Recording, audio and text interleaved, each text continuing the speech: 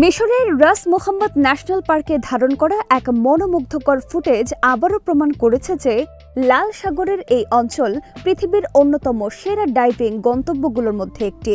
ক্যামেরায় ধরা পড়া ফুটেজে দেখা যায় নানা রঙের প্রবাল প্রাচীর, ঝাঁক ঝাঁক গ্রীষ্মমণ্ডলীয় মাছ এবং এমন এক জীববৈচিত্র্যের বিস্তার যা এক কথায় মনোমুগ্ধকর। বিশ্বের বিভিন্ন প্রান্ত থেকে আগত ডাইভার ও পর্যটকদের জন্য রাস মোহাম্মদ যেন এক স্বপ্নের সমুদ্রতল রাজ্য।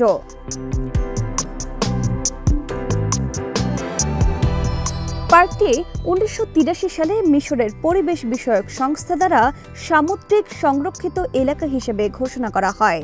এর মূল উদ্দেশ্য ছিল সাগর ও স্থলভাগ উভয় জীববৈচিত্র্যের সুরক্ষা নিশ্চিত করা। রাস মোহাম্মদ শুধু তার সমুদ্র জগতের জন্যই বিখ্যাত নয়, বরং এর ভৌগোলিক অবস্থানও অত্যন্ত গুরুত্বপূর্ণ।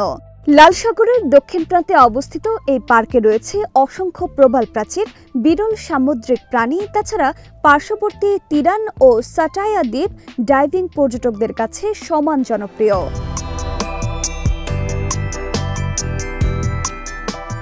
প্রবাল প্রাচীরগুলোর ভঙ্গুরতা এবং পরিবেশগত গুরুত্বের কারণে মিশর সরকার কঠোরভাবে নৌকার নোঙর ফেলার ওপর নিষেধাজ্ঞা জারি করেছে।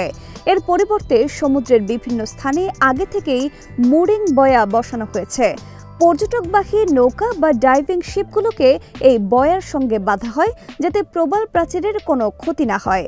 এই পদক্ষেপ শুধু স্থানীয় পরিবেশ সংরক্ষণের সাহায্য করছে না, বরং দীর্ঘমেয়াদী লাল সাগরের সামুদ্রিক সম্পদ রক্ষার জন্য কার্যকর প্রমাণিত হচ্ছে।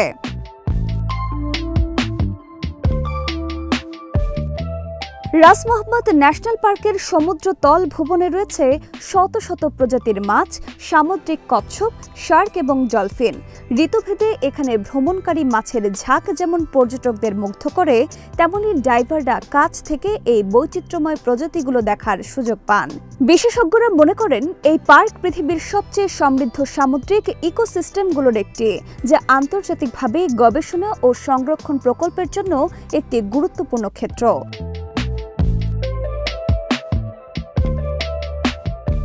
প্রতি বছর হাজার হাজার ডাইভিং প্রেমিক রাস মোহাম্মদে ভ্রমণ করে। ডাইভিং সেন্টারগুলো পর্যটকদের জন্য নিরাপদ ডাইভিং ট্রেনিং এবং গাইডেড ট্যুরের ব্যবস্থা করে থাকে। অনেক পর্যটক বলেন, এখানকার পানির নিচে প্রবেশ করলেই মনে হয় যেন অন্য এক জগতে চলে গেছেন।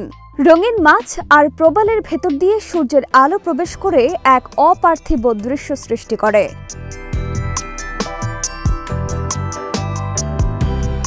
তবে পরিবেশবিদরা বারবার সতর্ক করেছেন যে পর্যটকদের সংখ্যা বাড়তে থাকলে এবং বৈশ্বিক উষ্ণায়নের প্রভাব চলতে থাকলে প্রবাল প্রাচীরগুলো বড় ধরনের হুমকির মুখে পড়তে পারে।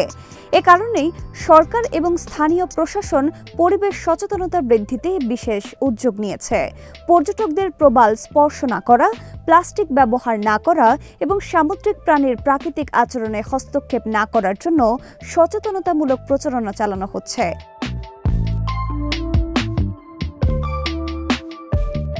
সব মিলিয়ে রাস মোহাম্মদ ন্যাশনাল পার্ক শুধু মিশরের নয়, সমগ্র বিশ্বের জন্য এক অমূল্য প্রাকৃতিক সম্পদ। এর সুরক্ষা ও সংরক্ষণ নিশ্চিত করা মানে পৃথিবীর সামুদ্রিক জীববৈচিত্র্যকে রক্ষা করা।